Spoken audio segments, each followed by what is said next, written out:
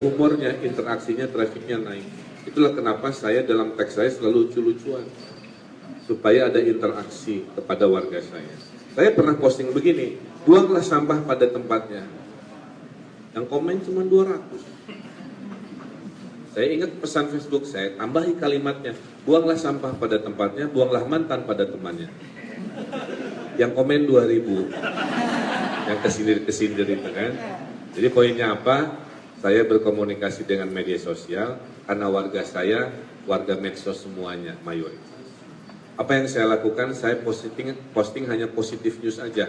Agenda wali kota saya posting. Penghargaan, tiap dapat penghargaan saya posting. Ya. Kemudian mengedukasi tentang sebuah cerita, menjawab kritikan, menjawab nyinyiran, menjawab fitnahan, saya klarifikasi. Saya pernah diserang akun medsos yang tukang fitnah. Dikiranya saya tidak powerful, padahal saya punya akun sama juga kayak mereka. Saya bilang, ini akun hoax, dia hanya marah-marah digituin. Contohnya, karena saya balas dengan logika yang dia lakukan. Dia memfitnahnya via medsos, saya counter attack juga dengan medsos lagi. Dianya yang klaim ini media sosial. Kendalanya apa? Jadi wali kota itu kendalanya ada di mengubah pola pikir, si keyakinan tadi. Dulu orangnya slow-slow, susah saya bikin ngebut. Jadi problem saya di Bandung ini, Bandung yang banyak perubahan itu bagi saya masih 60%. Karena problem terbesarnya mengubah pola pikir manusia. Kalau bisa lambat, kenapa cepat? Misalkan kayak begitu ya. Jadi harapannya itu. Mudah-mudahan Bandung dan Depok bisa bersatu. Gini, Bandung dan Depok itu ya punya persamaannya, orangnya tuh pintar-pintar. Menteri-menteri kan tinggalnya di sini tadi dibilang sama Mas Didi, betul? Tapi pertanyaannya, ini pintarnya bermanfaat tadi ya, atau pintar gelar doang? Maka kalau mau pintar bermanfaat, kita workshop ya. Tapi workshopnya namanya bikin workshop problem statement. Ada berapa sih problem di Depok? Sok sebutin. Kita bahas dari sisi kesehatan. Kurang ini, kurang itu mungkin kan. Kita bahas dari sisi pendidikan, kurang ini, kurang itu. Bahas dari sisi tata ruang apa, kan banyak tuh. Coba bisa nggak bikin solusinya? 1000 problem, 1000 apps. Bikin apps di Bandung itu, Kang Didi ya, hampir 400 kan. Salah satu apps yang fenomenal, e-budgeting. Bisa crawling program yang nggak nyambung, bisa crawling, nemuin program yang boros. Masa ada camat di programnya begini, saya kecamatan Anu butuh dokumentasi, betul kan? Untuk apa saya bilang? Ya untuk mendokumentasikan kegiatan kecamatan. Tapi yang dipilih speknya Canon 1D, contoh lah ya. Nah itu, si app saya bisa menemukan itu, maka saya bisa menghemat 1 triliun gara-gara apps di sebuah problem namanya budgeting, paham ya? Saya bikin 400 karena ada 400 problem. Jadi kalau Depok mau maju, mari kita rapat problem. Ada berapa ratus di Depok yang kita bikin solusinya. Nah apalagi kalau nanti di Jawa Barat kan, kita pikir mungkin Depok nyumbang solusi-solusi untuk Jawa Barat dengan kepintarannya anak-anak Depok menyelesaikan tadi masalah tani. Saya lagi butuh nih, saya ke petani yang miskin dibeli dengan apps pembelian untuk orang kota. Kayak gitu ya. Bu Novi Bekasi, ekor ini gimana kepala Bu? Kalau kepalanya lurus, ekornya lurus. Kepalanya semangat, ekor juga semangat. Tapi kalau kepalanya nggak peduli, pasti ekornya nggak peduli. Kepalanya suka duit, pasti ekornya juga suka duit. Jadi kalau nanya kenapa di Bandung digital, karena saya senang digital. Saya generasi seperti Kang Didi ini tiba-tiba jadi pemerintah kan. Ya pasti saya melakukan gaya hidup yang dulu saya senang kreativitas saya bawa, budaya itu senang gadget, senang teknologi saya bawa. Tapi kalau merasa, kota saya, kabupaten saya nggak peduli, nah itulah kenapa saya mau jadi gubernur kan, supaya saya bisa perintahkan, kalau kamu, hey Depok, hey Bekasi, tidak smart city-nya tidak keren, anggaran dari provinsi saya tahan. Jadi carrot and stick istilahnya. Kalau nurut saya kasih carrot, gitu kan. Kalau nggak nurut ya anggarannya ditahan. Itu logika saya. Karena kota Bandung ini nilai positifnya agak sendirian Bu. IPM kita satu-satunya kualitas manusia yang nilai 80 itu baru Bandung. Kan? Indeks kebahagiaan kita orang yang betah di Bandung 96%. Ya. Jadi ya saya udah selesai dari sisi fondasi. Kenapa saya mau lebih luas supaya begini saya bisa bawa dengan teori yang sudah saya buktikan. Di Bandung saya punya, coba lihat, bikin kredit basisnya masjid. Bahwa masjid tidak hanya tempat orang sholat.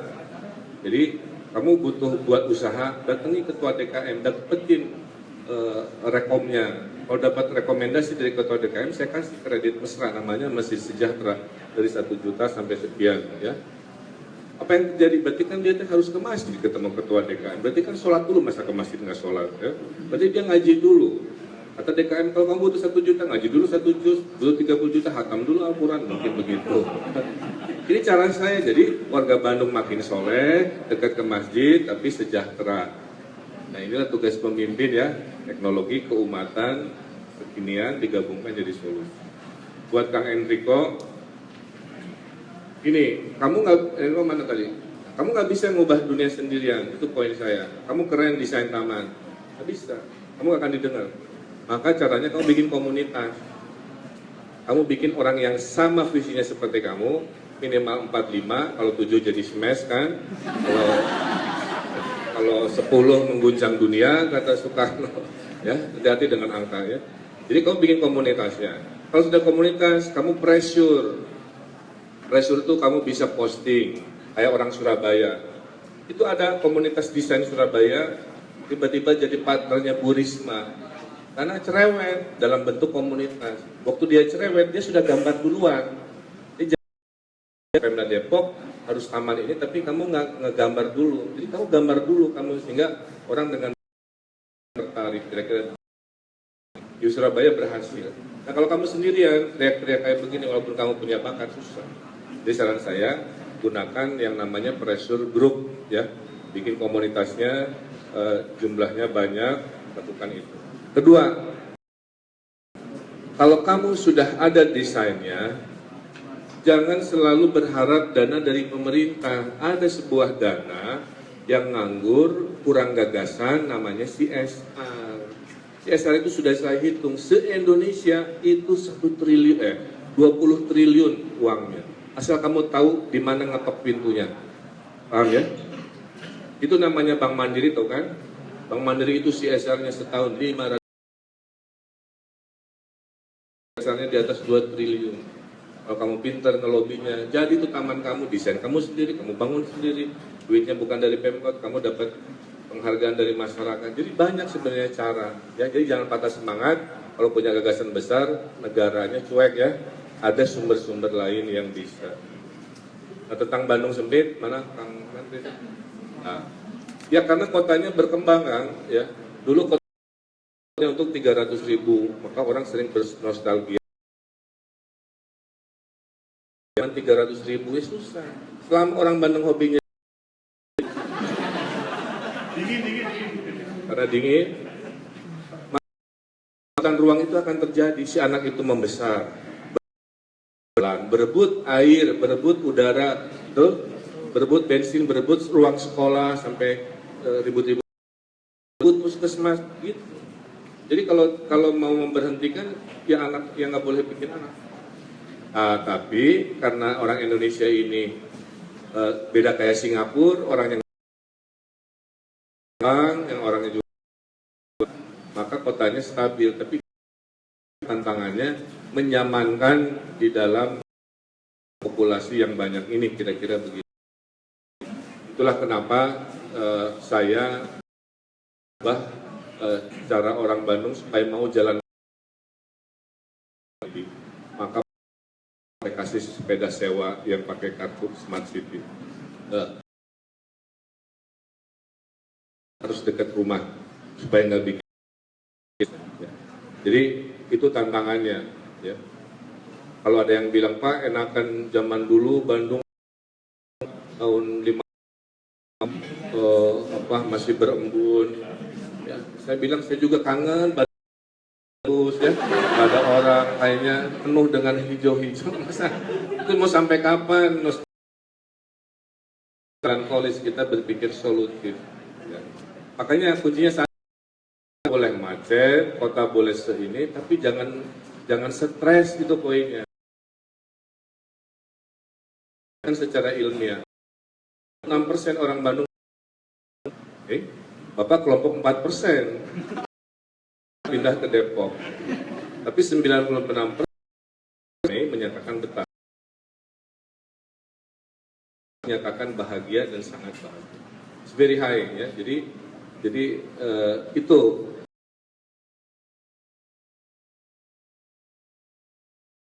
Kang Ipang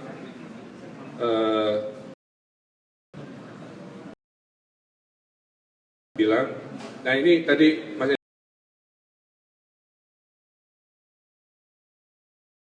ya, Nurul Fikri, kemudian bikin komunitasnya, impact-nya kan, terasa apa tidak tadi, coba bikin sesuatu.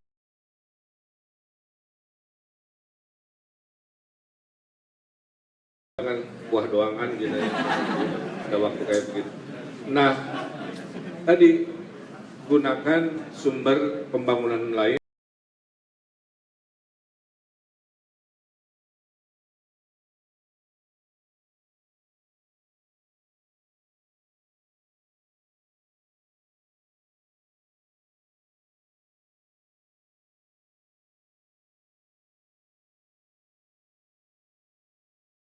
Karena CSR itu begini, orang bingung kemana orang miskin mati banyak kan. Jadi ada orang baik mau nyumbang bingung, ada orang bingung. Nah, kembali.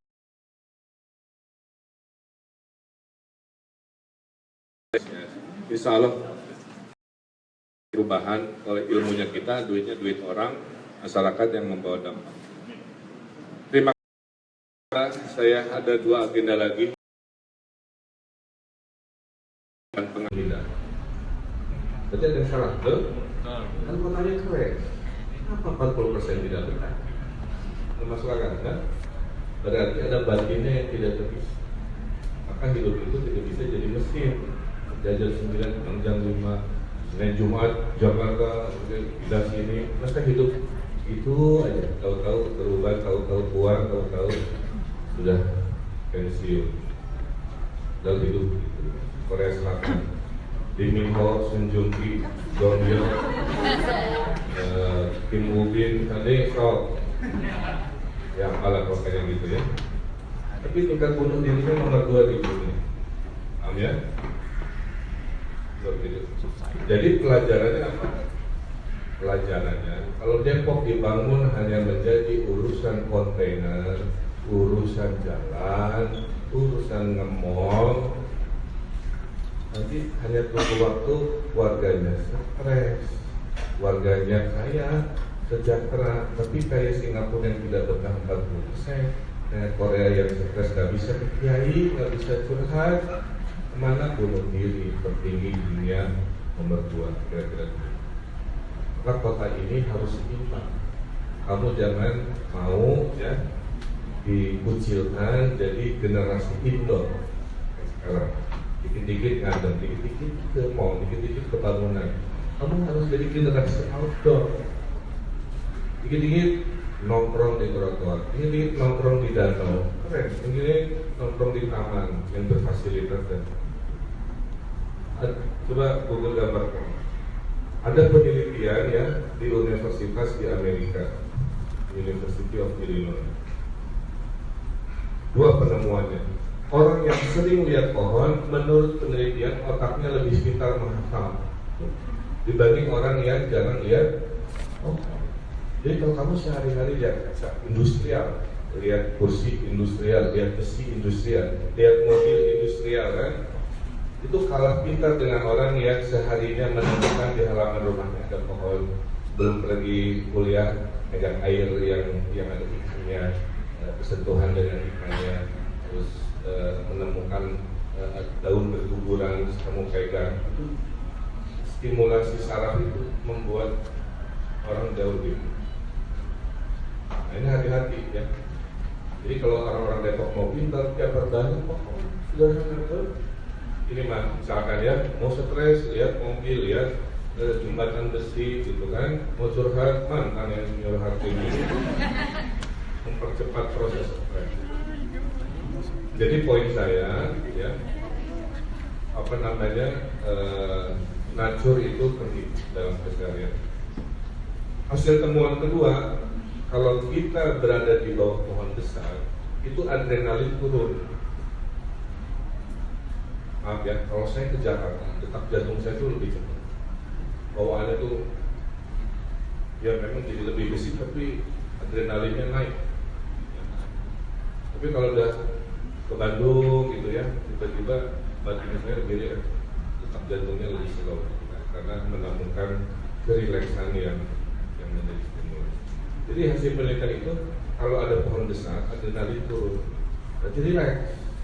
Maka perbanyak pohon besar, karena kampus UI itu keren, soalnya rileks, karena pohonnya banyak. Karena hujannya itu oksigen turun kan, tapi tidak kelihatan. Makanya kalau pasangan berantem, satu pohon. Pasti damai lebih. Oke, balik lagi kan gitu.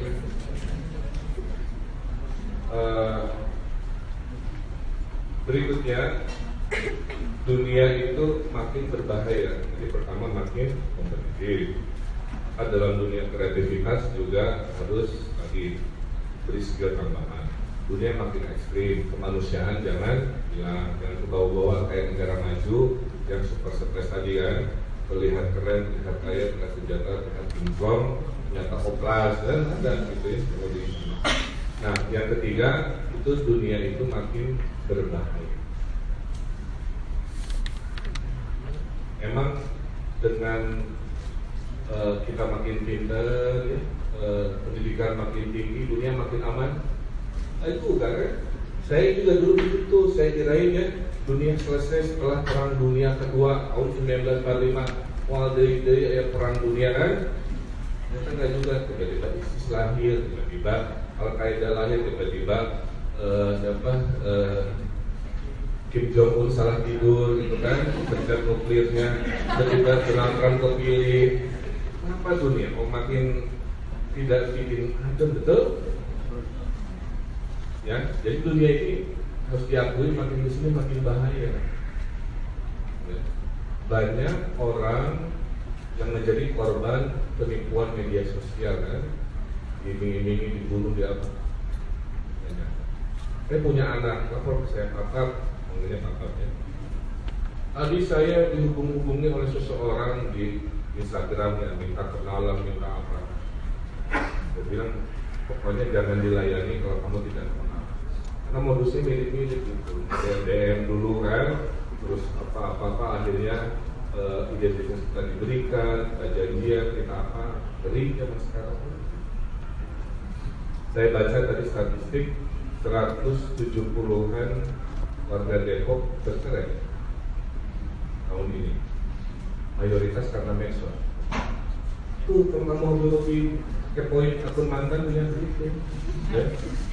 Cuma ngepo-ngepo, kan. Nggak sengaja keklik lopek gitu kan.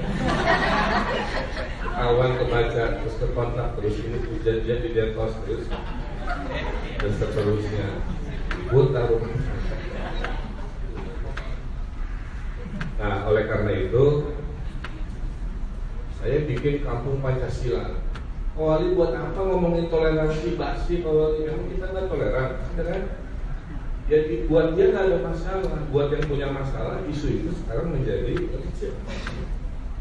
Jangan karena kamu nggak problem, terus kamu menyimpulkan dunia itu dari perspektif kamu. Ya. Saya mah toleran, berarti ide Pak Wali Bandung bikin kampung toleran, ngapain? Karena dia menilai dari situasi hidupnya yang memang sudah.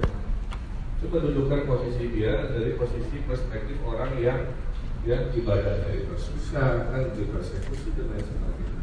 Kira-kira maka hari ini pesan-pesan begini penting. Kita di logikanya salah, kirain perang selesai 1945. Ternyata di zaman modern begini yang harus damai masih ribut-ribut, urusan keyakinan, terus maka pentinglah Anda sebagai elemen masyarakat memberi pesan. Saya cerita kenapa. Orang Jawa Barat berarti termasuk Depok, betul? Pegang HP-nya menurut survei saya kan mau maju gubernur, survei ya. Saya jadi pertanyaan aneh-aneh. Berapa jam orang Jawa Barat pegang HP? 3 jam sehari. Kamu 3 jam, orang 3 jam. Tidur pegang HP dong, tidur pegang HP, dan sholat pegang HP. Ngaji sekarang 50% nggak ngaji Pak. Kertas Al-Quran ngajinya pakai HP. Tuh. Bu-ibu di Bandung semua HP-nya diselapin di jilbabnya, tidak mau ketinggalan. Maka ada yang marah-marah kemarin minta selfie sama saya, hilang HP-nya padahal ada di situ. Tidak terasa lagi HP-nya di rumah dicuri. 3 jam ya. Pertanyaan saya, apa yang dibaca di 3 jam sehari? Facebook dikit, Twitter dikit, IG dikit, WhatsApp dikit, baca online dikit, YouTube dikit, itu kan Google dikit dan seterusnya. Pertanyaan berikut, apakah isinya positif semua? Tentu. Itulah kenapa bisnis Sarasen hadir. Ya. Jadi tidak hanya jilbab online, ya, tidak hanya jual HP online, kebencian online juga ada bisnisnya sekarang. Ternyata membenci itu ada bisnisnya. 75 juta sekali pesan kasih saran, miliaran rupiah omsetnya. Kenapa? Itulah fenomena yang saya bilang dunia. Maka poinnya apa? Di dunia yang makin bahaya ya, rasa empati kita ini harus tinggi. Paham ya?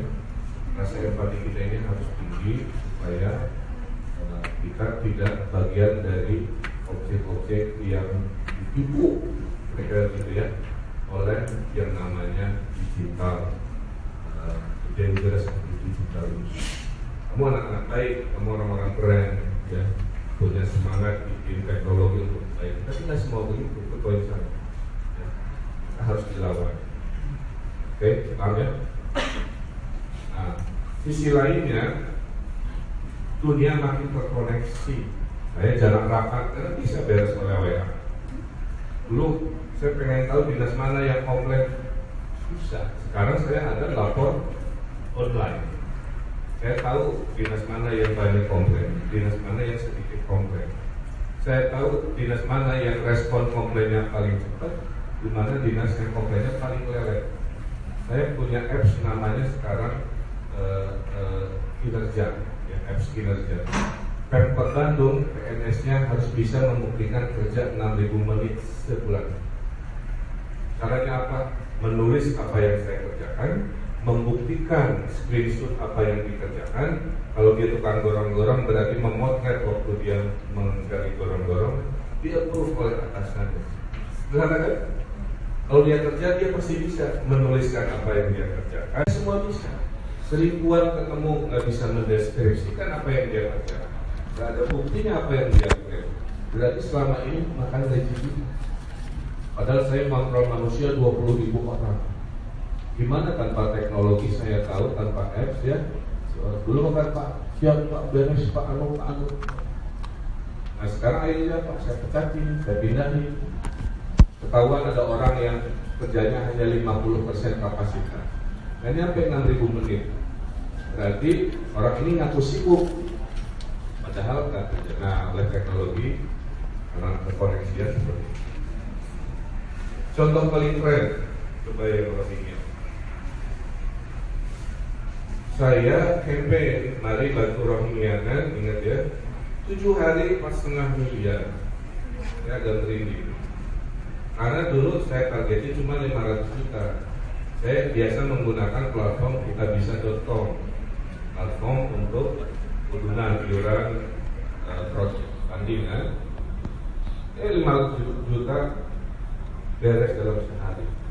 Nah itu lagi semiliar, beres dalam 3 hari. Nah ini adalah sudah bilang kita patokan berapa dari sini. 7 hari coba. 7 hari selesai dalam 4,5 miliar dalam 7 hari. Apa cerita di balik campaign Rohingya itu? Satu, berarti orang Indonesia yang baik-baik masih ada. ada, alhamdulillah. Terus saya kira orang Indonesia udah makin pelik, makin cuek. 17.000 yang nyumbang. Betul ya? Cerita kedua apa dari 4,5 miliar ini? Berarti dengan digital orang punya percaya. Kalau dulu nyumbang buktinya apa kan, kemana, susah. Kalau sekarang pakai di platform itu tinggal diklik siapa yang nyumbang, berapa perharinya, statistiknya. Terus ada testimoni kalau nyumbang.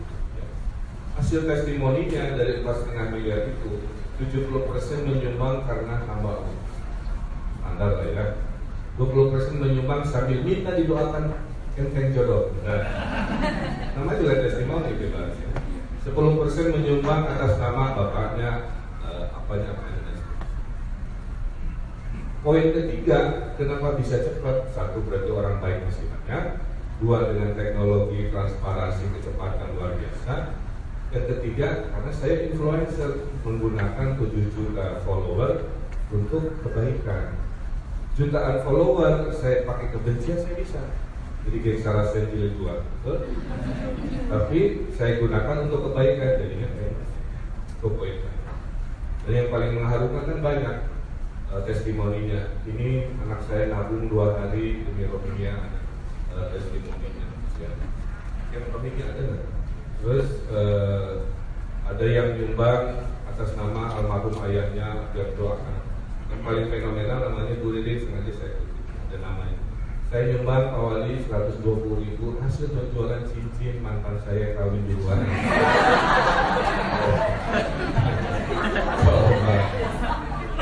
Kita bayangkan sebagai Ririn mungkin ya, tiap hari mandangin cincin di lemari ya, semangatnya kawin duluan, di warisannya ada, diapain, tiba-tiba karena dia follow Ridwan Kamil, dia baca ada campaign, oh mungkin bermanfaat, saya jual dulu kan. Hasilnya lumayan, sebagian disisihkan, dijadikan motivasi. Makanya saya bilang banyak mantan, banyak rezeki.